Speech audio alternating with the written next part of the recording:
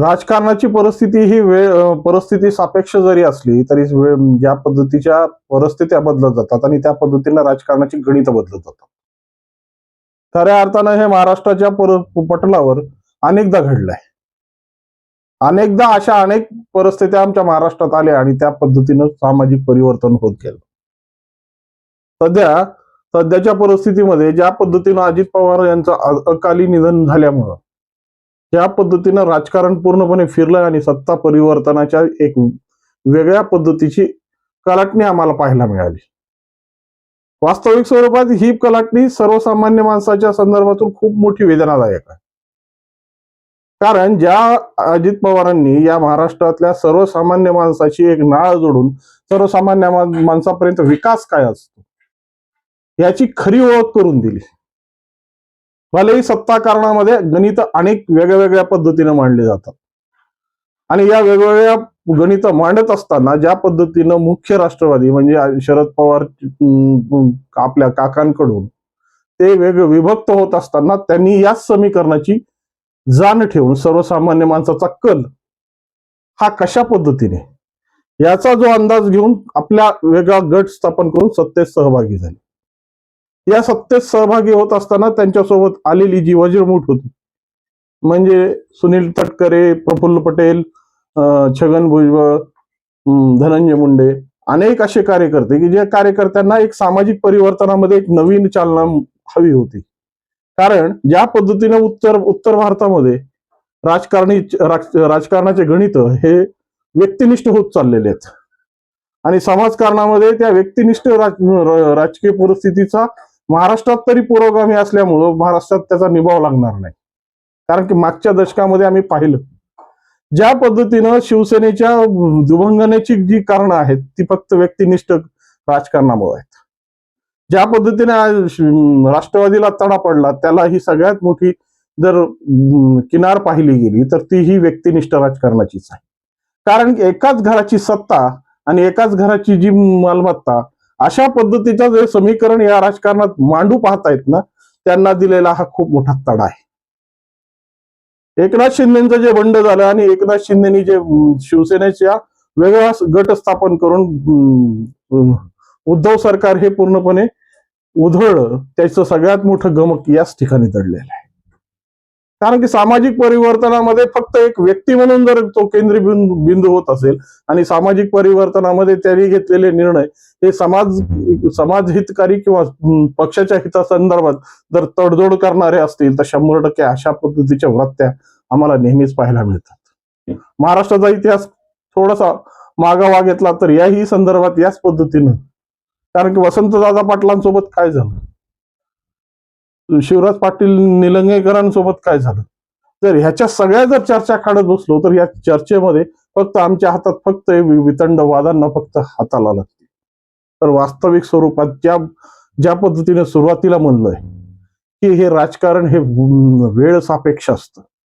वेळेला ज्या पद्धतीचे निर्णय घेतले जातात त्यावरच पुढच्या भूमिका आधारलेल्या ठरतात आणि त्या पद्धतीनं काल ज्या पद्धतीने सुनेत्रा वहिनींचा शपथविधी झाला आणि राष्ट्रवादीचा जो अजितदादा पवार गट आज जो पूर्णपणे भक्कमपणे त्यांच्या पाठीशी उभा राहून या महाराष्ट्राच्या परिवर्तनामध्ये एक वेगळ्या दिशेने वाटचाल करू लागला.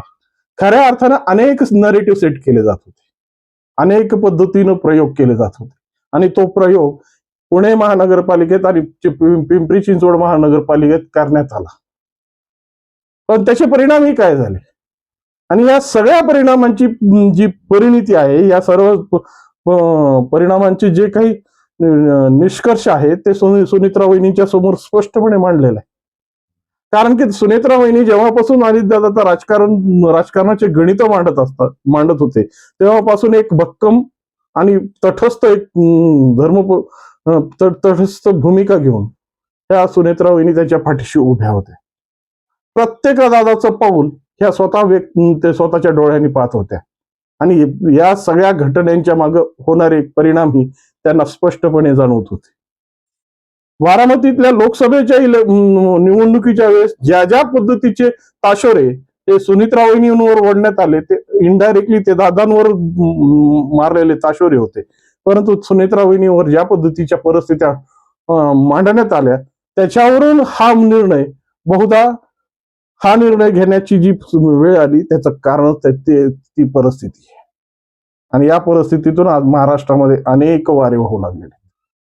कारण की संधी साधूंना काय वाऱ्यांची गरज असते, भावनांची गरज असते. अनेक पद्धतीचे कोणी पत्र लिहित आहे, कोणी स्टेटमेंट देत आहे, कोणी अन्य प्रकारे आपल्या आपल्या भावना व्यक्त करून दाखवत आहे. पण वास्तविक स्वरूप काय आहे आणि वास्तविक स्वरूपात ज्या पद्धतीने राजकारणाची भूमिका अजितदादांनी मांडून गेले ती भूमिका कायमस्वरूपी जनतेच्या सोबत जोडणं. कारण की राजकारण म्हणजे कोणाची व्यक्तिगत मिळकत नाही. पक्ष स्थापन होतो तो विचारसरणीवर. जरी हे सत्य असेल तरी सामाजिक परिस्थितीमध्ये ज्या पद्धतीचे प्रयोग हे पक्षांकडून केले जातात आणि या पक्षाच्या प्रयोगावरच सत्ता किंवा जनमत मिळवण्यासाठी मदत होते. आणि हाच प्रयोग ज्या पद्धतीनं अजित पवारांनी एक वेगळी चूल मांडून केला तेव्हा खऱ्या अर्थानं सामाजिक परिस्थितीमध्ये त्या पद्धतीची त्यांना उत्तरही मिळाली. कारण की वेगवेगळ्या फुलांच्या ओवलेल्या माळीमध्ये ज्या पद्धतीची परिस्थिती निर्माण झाली होती त्या परिस्थितीनुसार सामाजिक परिप्रेक्षामध्ये ती सामाजिक गरज होती. पण खऱ्या अर्थानं ज्या पद्धतीनं त्यांनी आपल्या काकासोबत पुन्हा पुणे महानगरपालिका आणि पिंपरी चिंचवड महानगरपालिका पुन्हा एकत्रित येऊन लढण्याचा प्रयोग केला तो प्रयोग खऱ्या अर्थानं जनतेने धुडकावून लावला.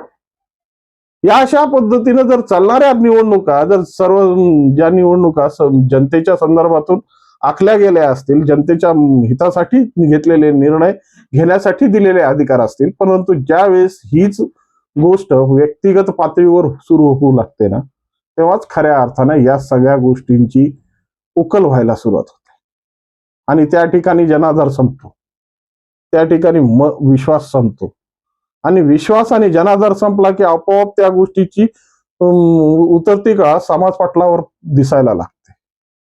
ते बघतायत, नाव घ्यायची गरज नाहीये. त्या उतरता कळा कशा पद्धतीने पक्षांच्या लागलेल्या आहेत. त्यामुळंच आज ज्या पद्धतीनं भाजप आज राष्ट्रीय पातळीवर म्हणा राज्य पातळीवर म्हणा ज्या पद्धतीची परिवर्तनाची परिस्थिती दाखवत आहे आणि ज्या पद्धतीने एक वेगळी कलाटणी देऊन राजकारणाची समीकरणं बदलत आहे ना त्यामुळे ही बाब आम्हाला प्रकर्षाने जाणवते. त्यामुळे अजितदादांनी जे घेतलेला निर्णय आणि अजितदादांना जो परिवर्तनाच्या दृष्टीने पाहिलेला संकल्प आज खऱ्या अर्थानं सुनेत्रा वहिनींनी याच परिस्थितीने पुढे नेला आहे. भलेही त्यांचे 40 आमदार वेगवेगळ्या पद्धतीने आले असतील कारण की कोणत्याही परिस्थितीत कोणताही विचार हा त्या परिस्थितीजन्य परिस्थितीवर आधारित असतो आणि राजकारण आणि बुद्धिबळ हे दोन्ही लवचिक आहेत.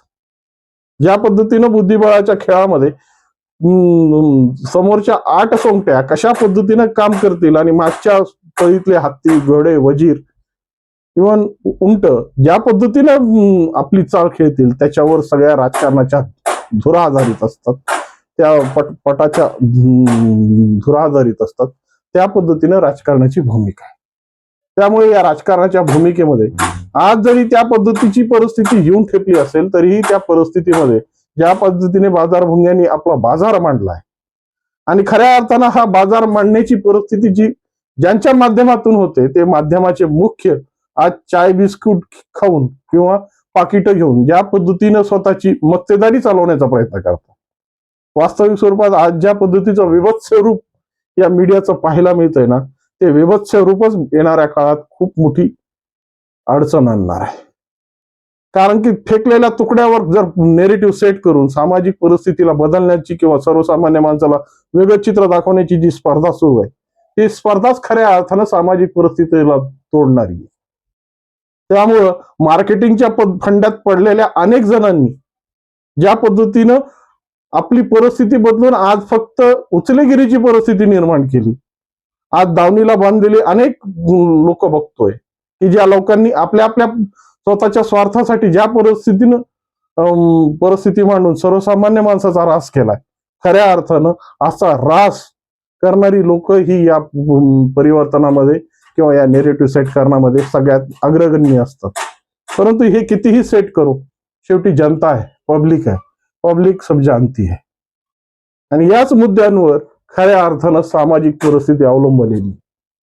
त्यामुळं कशाही पद्धतीचे नेरेटिव्ह सेट करा, परंतु राजकारणामध्ये ज्या काही परिस्थिती आज निर्माण झाल्या आणि ज्या पद्धतीच्या परिस्थितीच्या नुसार राजकारण केलं जात आहे ना, त्या परिस्थितीमध्ये सुनेत्रा वहिनींनी घेतलेला निर्णय मात्र एक काळ्या दगड्यावरची रेष आहे. आणि ज्या पद्धतीच्या भवितव्यांची भविष्य अजितदादांनी पाहिलं होतं, त्या भवितव्याला भविष्य फलित करणारी ही निर्णय प्रक्रिया खऱ्या अर्थानं आज सार्थकी झाली असं म्हणतो. याबद्दल तुमच्या मनात काय वाटतं आणि या संदर्भात तुमच्या मनात काय विषय आहे ते निश्चितपणे कमेंटच्या माध्यमातून कळवा. व्हिडिओ आवडला असेल तर लाईक, शेअर आणि सबस्क्राईब करायला विसरू नका. नमस्कार.